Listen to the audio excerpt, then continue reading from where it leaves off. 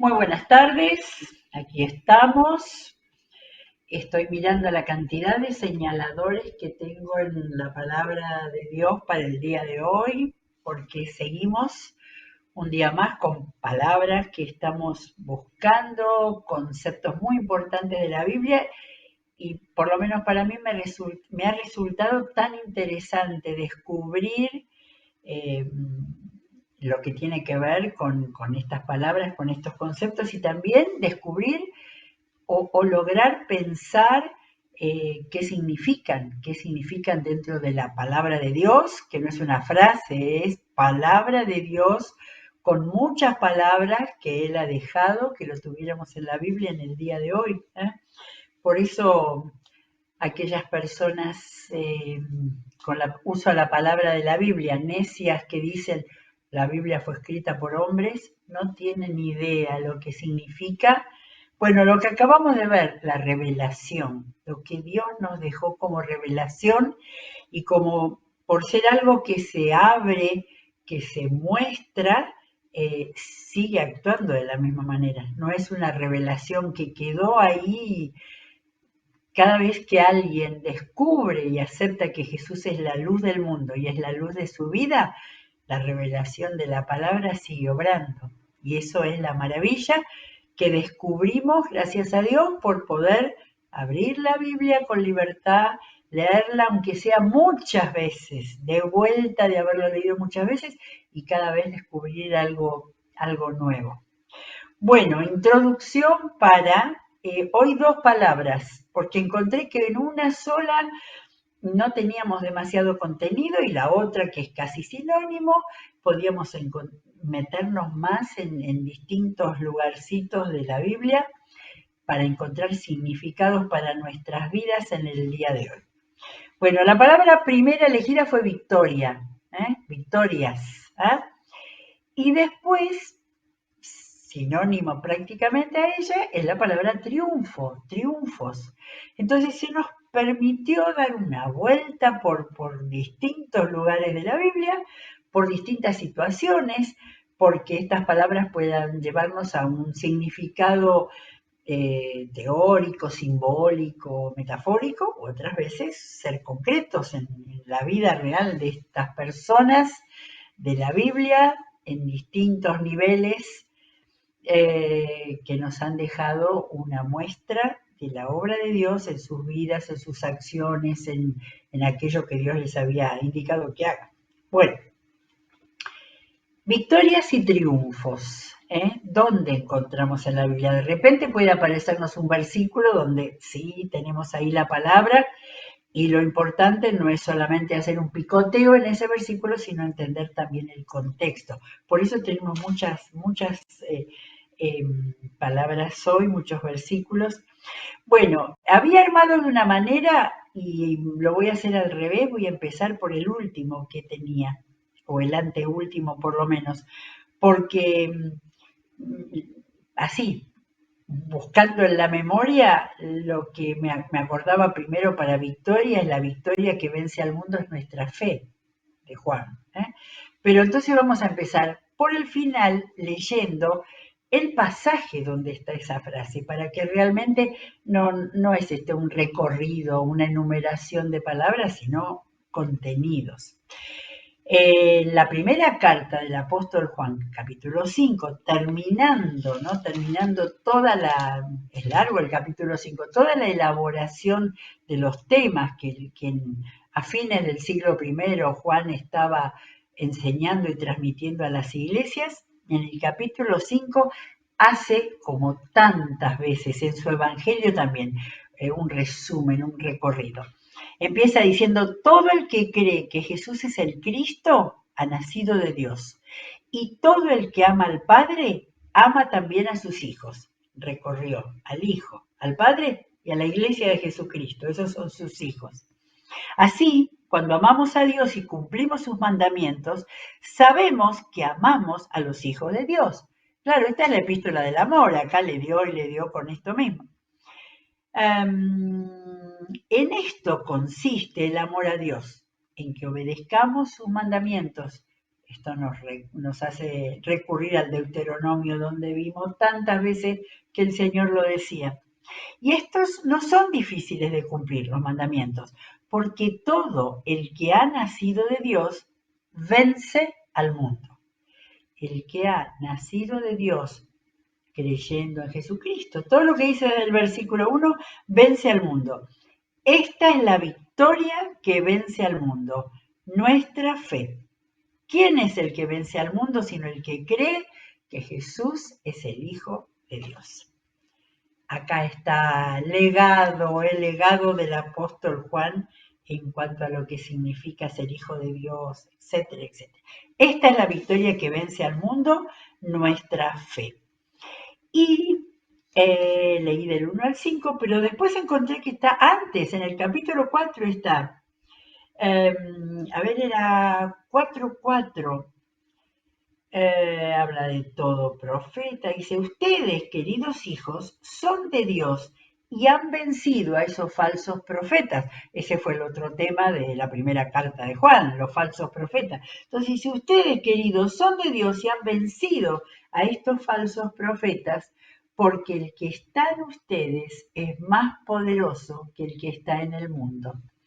Eso significa que el que está en nosotros, el Señor, es más poderoso que el que está en el mundo y es el que nos da la victoria.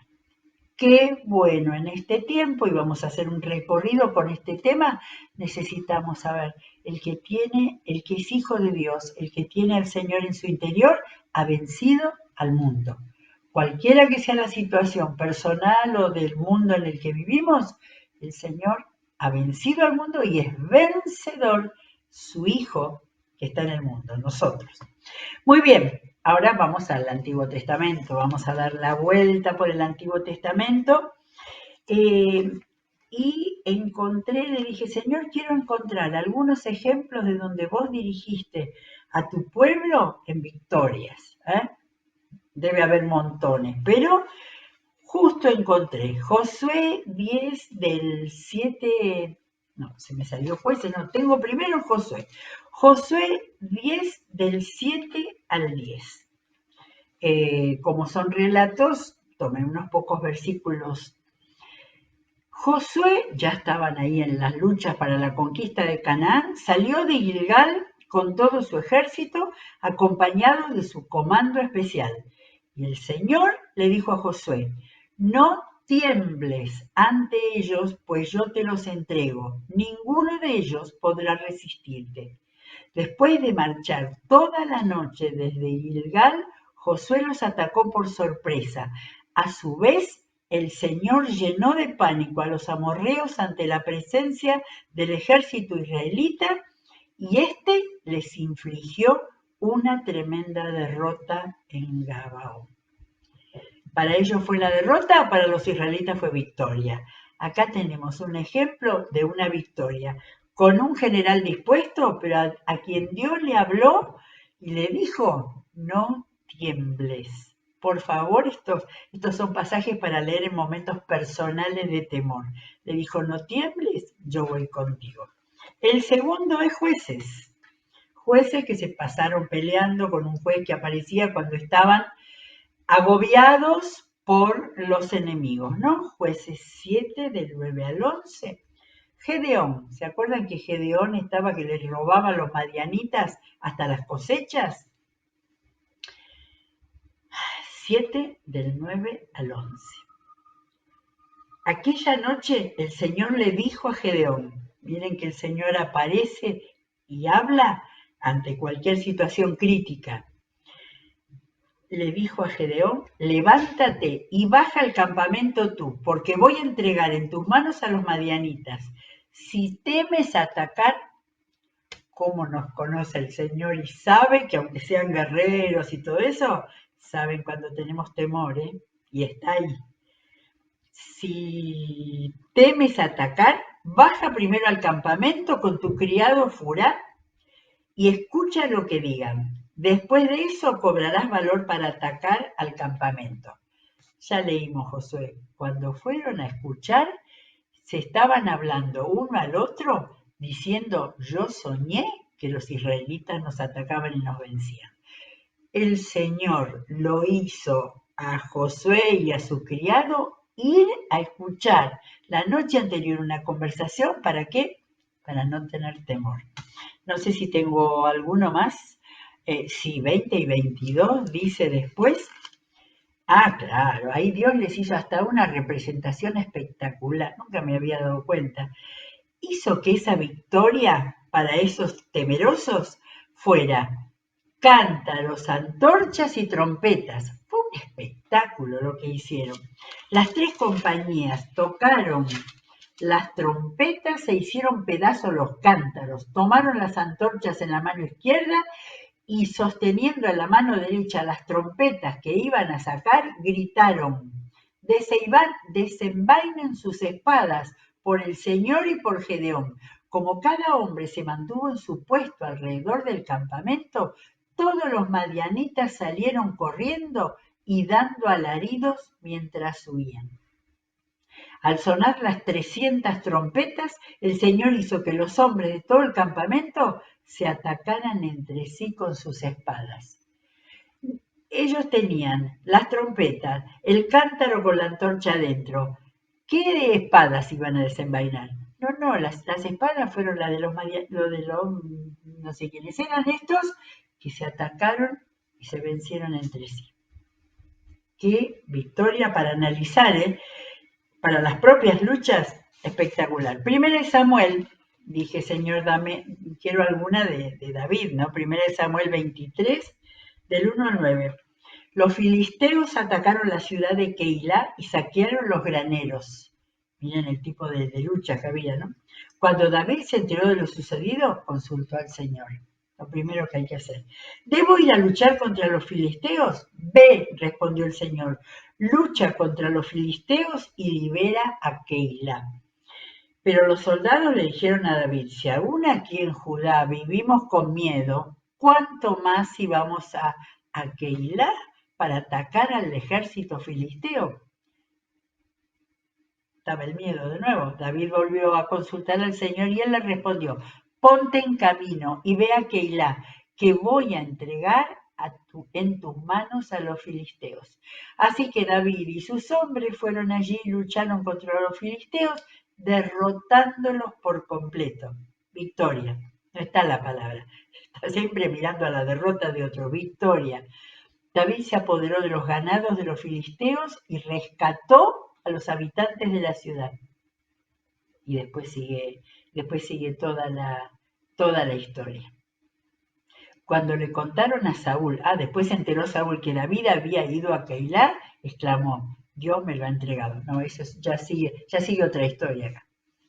Qué bueno, ¿eh? 3 batallas del Antiguo Testamento donde el Señor sostuvo anímicamente y después dio la derrota. Los enemigos se mataron entre sí. Salmos, Salmos, porque si no. Después tengo uno más en Primera de Reyes, pero bueno, lo vamos a leer después de los salmos. Hay un salmo típico para la fortaleza en la guerra, escrito por David, que es el Salmo 18. Leo varios versículos, el 30. Y todo lo que habla David es su experiencia personal. No es un cantor de cosas lindas. No. Él era su experiencia personal. En el 30 dice: el camino de Dios es perfecto, la palabra del Señor es intachable. Escudo es Dios a los que en él se refugian. Escudo, una de las armas principales para las batallas que él hizo y tantas. Sigo al 32. Él es quien me arma de valor y endereza mi camino. Experiencia, porque leímos: Dios enderezó su camino, Dios le dio el valor. 34. Cada 2 versículos hay uno que tiene que ver con una guerra. Adiestra mis manos para la batalla y mis brazos para tensar arcos de bronce. 35. Tú me cubres con el escudo de tu salvación y con tu diestra me sostienes. Me cubres y me sostienes. Esto está para hacer un devocional propio. el escudo de tu salvación. Así que el apóstol Pablo, cuando describió eh,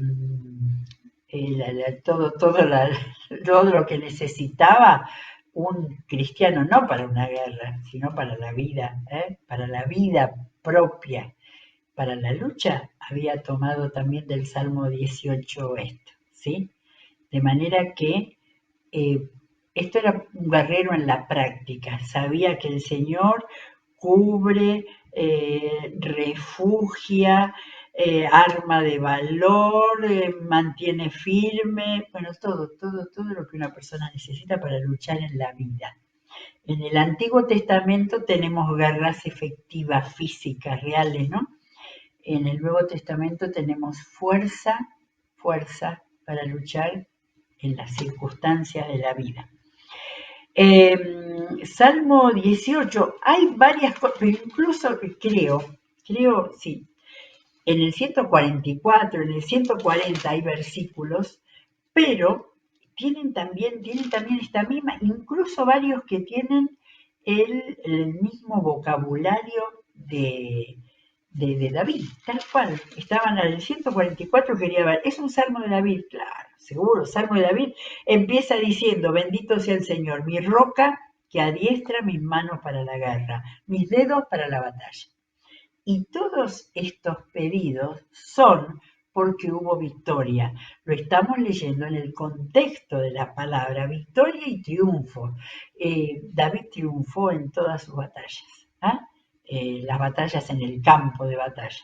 Y de la misma manera Gedeón y de la misma manera Josué, todos habían tenido la experiencia de Dios cercano para la batalla. Bien, ¿qué más? La que tenía en Primera de Reyes, porque estaba buscando las palabras, ¿no? Cuando la reina estoy pensando si tenemos descripción en la Biblia de batallas de Salomón. Sin embargo, cuando vino la reina de Sabá, a hablar con Salomón, capítulo 10, versículo 6, ella le dice: todo lo que escuché en mi país acerca de tus triunfos, o sea que triunfos también habrá tenido en Salomón, todo lo que escuché acerca de tus triunfos y de tu sabiduría es cierto. No podía creer nada de eso hasta que vine y lo vi con mis propios ojos. Pero en realidad no me habían contado ni siquiera la mitad.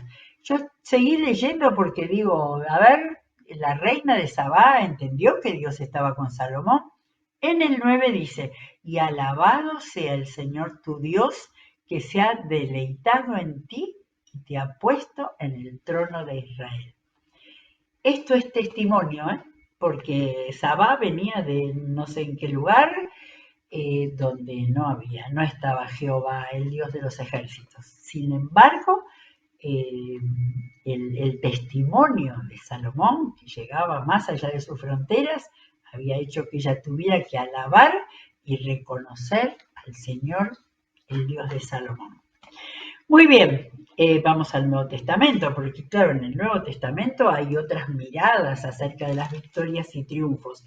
Por supuesto que ya lo hemos visto en la corona de todo esto que nos dejó Juan. Pero Mateo, por ejemplo, encontré algo. Mateo 12:20. Aquí estamos, 12:20. Pero, claro, en 12:20 hay una frase que tiene que ver con el Mesías triunfante, aunque no dice la palabra, pero es tan interesante, la cita más larga que Mateo puso en su Evangelio, y está lleno de citas del Antiguo Testamento, es la de Isaías 42, el primer canto del siervo. Lo vimos también en una de las lecturas de estos días, citado el canto del siervo, el 42 y también el 49. Pero acá está directamente el 42 que empieza: este es mi siervo en quien he escogido, mi amado en quien estoy muy complacido. Y en el versículo que sería quizás el cuarto, no comprobé ahí con Isaías 42, pero que lo toma Mateo, leo el 20. No acabará de romper la caña quebrada, ni apagará la mecha que apenas arde. Y me di cuenta que nunca pensé mucho qué quería decir eso. Está hablando del Mesías, está hablando de Jesús, el que Dios iba a mandar con las palabras tan repetidas en Isaías, justicia y salvación. Y entonces ahí se puede entender, no acabará de romper la caña quebrada, o sea, no va a hacer terminar a nada. Incluso me hace pensar en la vida larga de una persona, ni apagará la mecha que apenas arde, no va a venir el Mesías a destruir, decía lo que había recibido Isaías. No acaba, la caña quebrada, hasta puede pensarse uno en alguien muy, muy mayor, no va a terminar, no la va a quebrar del todo. Restituir, renovar, transformar, ni apagar la mecha que apenas arde. Y a veces las personas son como una mecha que arde poquito, cuando una mecha tendría que arder muchísimo, porque el final de la cita es hasta que haga triunfar la justicia. O sea que hasta hay para otro devocional esto, para pensarlo y empezar a decir ideas. El Señor no va a cortarle la vida a nadie, ni a terminar con su obra, ni a impedir que si es una metáfora, una persona como una caña, como una mecha, no va él venir a terminarla, porque va a hacer triunfar la justicia. Mensaje tremendo. Dentro del contexto de Isaías, claro que se entiende el tema este de la justicia. Isaías estaba todo el tiempo hablando de que Dios implantaba la justicia. Pero acá, en medio del Evangelio, donde hay un montón de enseñanzas de Jesús, hay explicación, claro. Miren cómo empieza ese párrafo. Consciente de esto, de lo que había hecho un milagro, y dice que la gente venía a él. Consciente de esto, Jesús se retiró de aquel lugar, le siguieron, sanó a todos los enfermos, les ordenó que no dijeran nada de él. Esto fue para que se cumpliera lo dicho por el profeta Isaías. Y en ese dicho de Isaías 42 y en la cita de Mateo está que el propósito del Mesías era que iba a hacer triunfar la justicia. Y acá era en la vida de las personas. Impresionante. Y en el 21, no leí el 21, y en su nombre pondrán las naciones su esperanza. De manera que hay que tomar todo el contenido de la Biblia, poner las naciones su esperanza en un mundo que está en guerra, que la injusticia crece, que la justicia no tiene ningún valor y se la quiere borrar. Y todo eso, el objetivo de la vida del Mesías era que en su nombre pongan las naciones su esperanza. Por eso la iglesia del Señor tiene que estar orando y clamando para que la nación de cada una ponga su esperanza en el Señor y no en los hombres. Bueno, ahí tenemos a Mateo, vamos a ir a algo en Primera de Corintios 15, esto es otra gran proclamación, en Primera de Corintios 15, 54, pronto vamos a leer Primera de Corintios, así que no vamos a explicar nada porque está hablando de lo que va a pasar con nuestros cuerpos en el futuro, pero dice que se cumplirá lo que está escrito, la muerte ha sido devorada por la victoria. Y entonces acá el versículo de Daniel era, ¿dónde está, oh muerte, tu victoria? ¿Dónde está, oh muerte, tu aguijón? Está vencida, ha sido vencida la muerte para la vida eterna que logró para quienes creyeran en él, con total victoria sobre la muerte y Satanás. Tengo algo más, 54 y 57, dice, el aguijón de la muerte es el pecado y el poder del pecado es la ley, pero gracias a Dios que nos da la victoria por medio de nuestro Señor Jesucristo. Fíjense en libros tan diferentes como estamos hilando la victoria que Dios le dio a los hombres en el Antiguo Testamento, la victoria final por medio de Jesucristo. Me voy más adelante, sí, a Colosenses. Encontré en Colosenses un versículo 2.15. Colosenses 2.15 dice, hay que leer todo el pasaje. Sin embargo, está hablando acá Pablo, estoy leyendo segunda de Corintios, ¿no? Sí. Esperen que me metí en... No era Corintio, era Colosenses. No, lo que quería leer era Colosenses, pero también esperen, acá está, 2 Corintios. Gracias a Dios que en Cristo siempre nos lleva triunfantes y por medio de nosotros esparce por todas partes la fragancia de su conocimiento. Yo que dije que la poesía estaba especialmente en los profetas y en el Antiguo Testamento, miren al poeta Pablo. Dice que Dios que en Cristo nos lleva triunfantes y por medio de nosotros, la iglesia, los hijos suyos, esparce por todas partes la fragancia de su conocimiento. Una metáfora impresionante. Les está escribiendo a los corintios, a Grecia. El Evangelio ya estaba en Europa, llevado por el apóstol Pablo y también por los que habían sido esparcidos por las persecuciones. ¿Y cómo lo llama el apóstol? Que el Evangelio, por el triunfo que Cristo nos ha llevado, que esparce la fragancia de su conocimiento. ¿Qué conocimiento? El conocimiento del Evangelio. Por ser dicho en forma poética, hay que desentrañarlo para entender. No iba Pablo a vender perfumes. Dice en una figura del lenguaje preciosa que la victoria del Evangelio es que se estaba esparciendo por medio de los creyentes como un perfume el conocimiento del Evangelio de Jesucristo. A veces no se entiende lo que la palabra dice porque la leemos rápidamente y seguimos y no nos paramos a ver qué quería decir esa figura así. Precioso esto, precioso.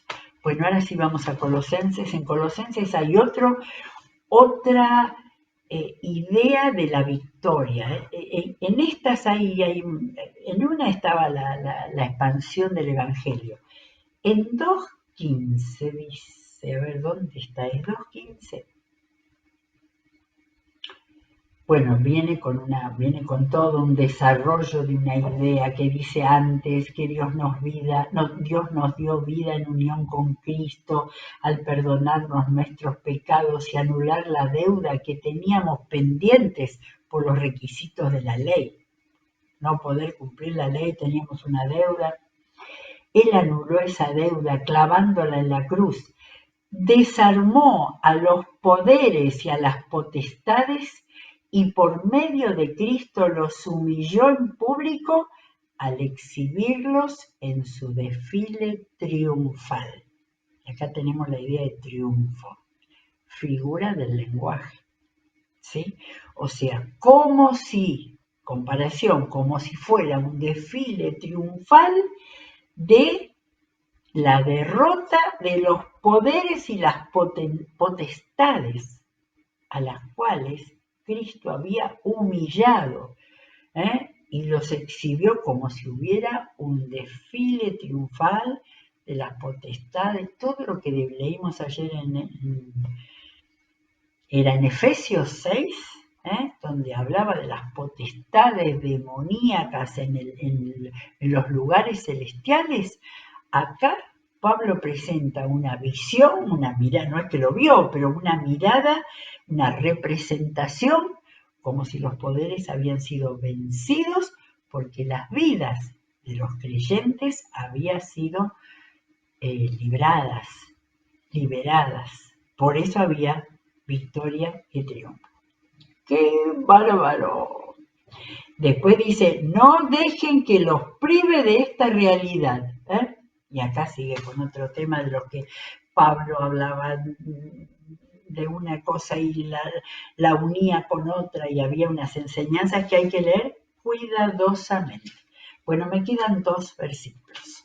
Uno en Santiago. Santiago, ¿cómo Santiago habla de victorias o de triunfos? Santiago 2.15 dice, 2.13, no es 2.15, es 2.13, pero tengo que leer desde... ¡Qué bárbaro! Esto, reconozco que nunca había visto esta línea. Dice, hablen y pórtense como quienes han de ser juzgados por la ley que nos da libertad. Como si fuéramos a ser juzgados por la ley, pero acá habla de la ley que da libertad, no esclavitud. Porque habrá un juicio sin compasión para el que actúe sin compasión. Tiene que ver con todo el contexto, ¿no? El contexto proverbial que tiene el libro de la Carta de Santiago, donde dice, habrá un juicio sin compasión para el que actúe sin compasión. El que actúe sin compasión en su vida tendrá un juicio sin compasión. Se está poniendo en lugar del juez justo, pero la última línea dice, la compasión triunfa en el juicio. Es la contraparte que no la explicitó.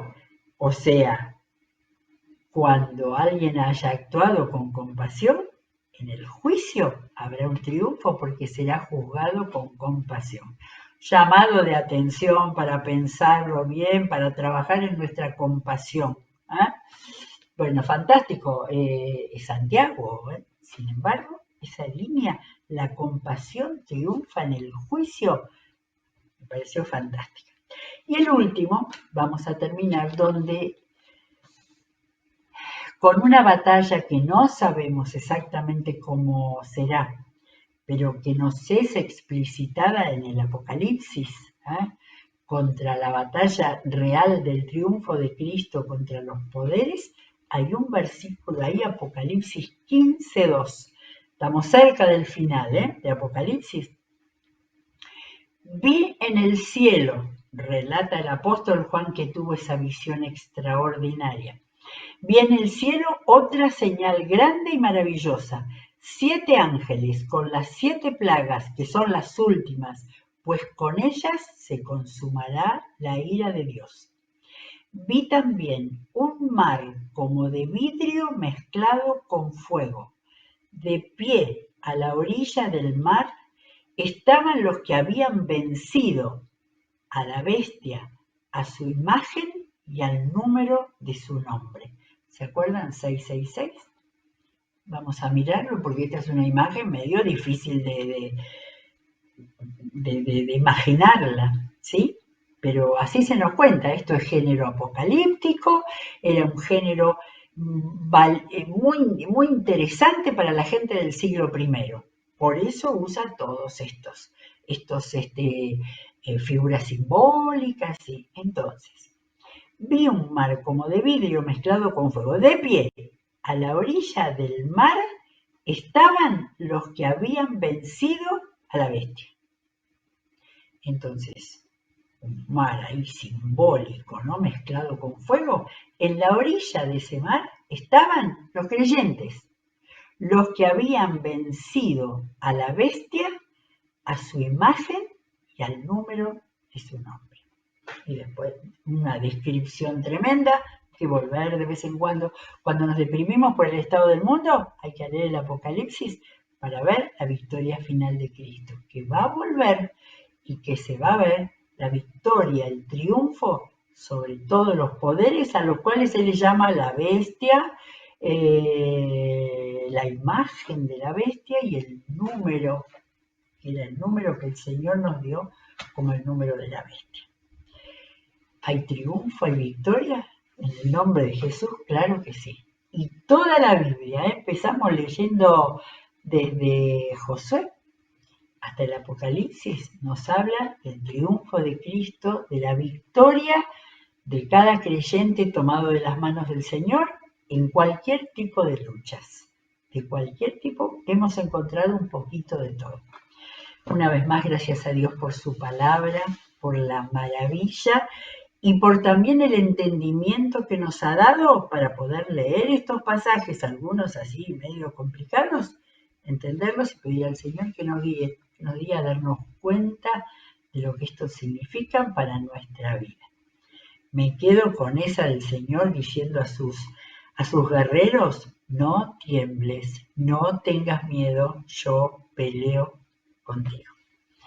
Muy bien, terminamos por el día de hoy, nos pasamos un poquito, pero la Biblia habla mucho. Que el Señor los bendiga, será hasta mañana.